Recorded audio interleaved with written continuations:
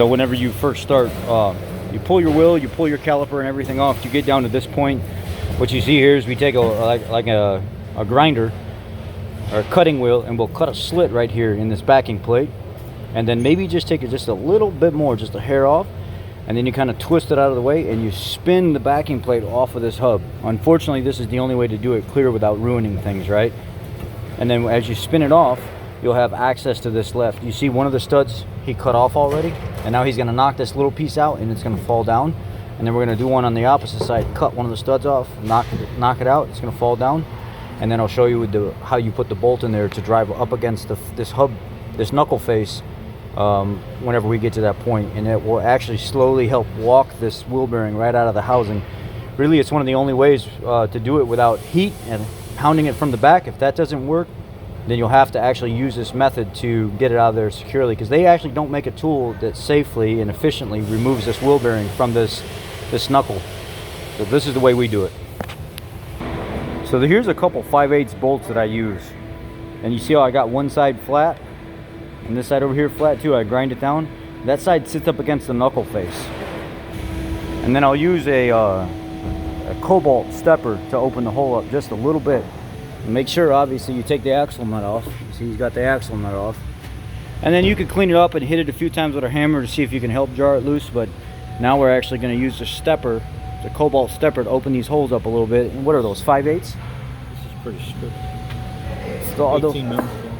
18 mil, but what is it, 5/8 shank or something, or I don't know.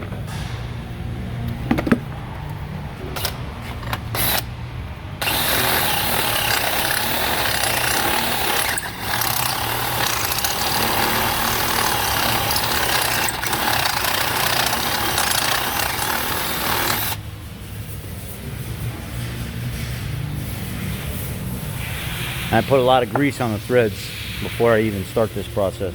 See, they're starting to go in.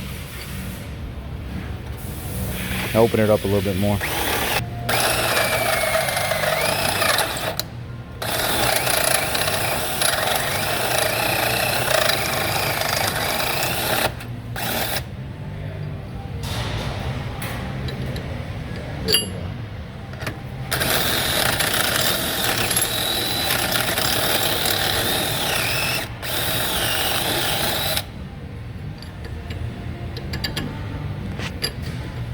We went through all the way? Go just a little more.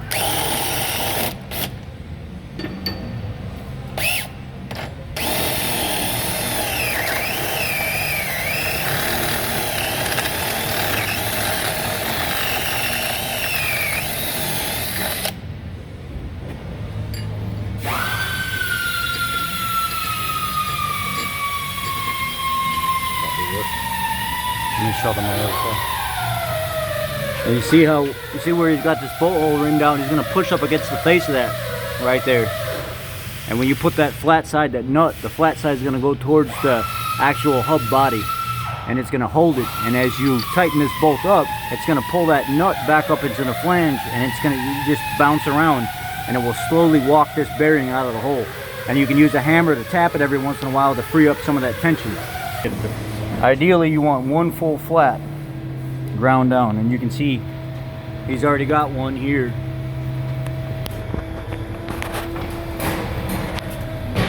Okay, here's the other one reamed out, and you're going to use this flat spot right here to push up against that. Now I'm going to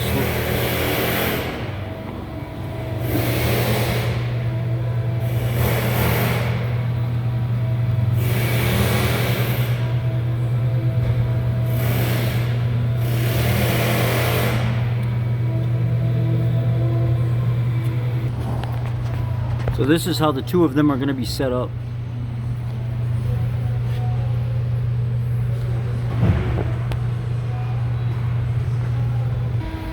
And you can see right here as I'm tightening it, it's starting to actually pull the wheel bearing out of the hole. And eventually you'll smack it with a hammer to try to free it up some. There you go, a little bit more coming out. Smacked it with a hammer a few more times to loosen it up some. You can see now the top's starting to break free, and you just keep little impact, little impact, little impact, little impact, and it will work that bearing out of there slowly. Now I'm just using an electric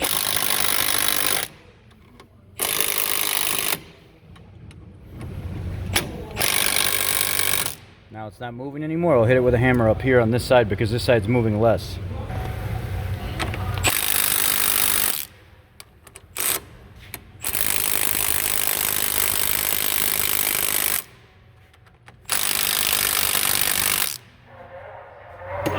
Yep, there it is, it's coming out. I had to come down here and hit on this side while there's pressure up there, but you can see how it's broke free all the way around. This is really the only efficient way to do this. 10 minutes in, I'm almost done. You see it starting. I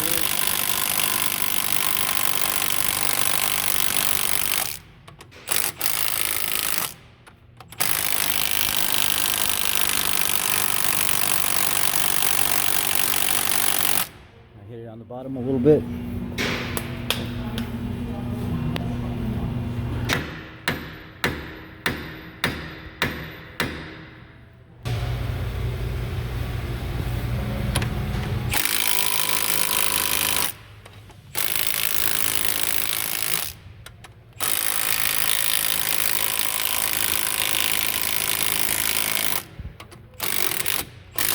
There it is, it's out.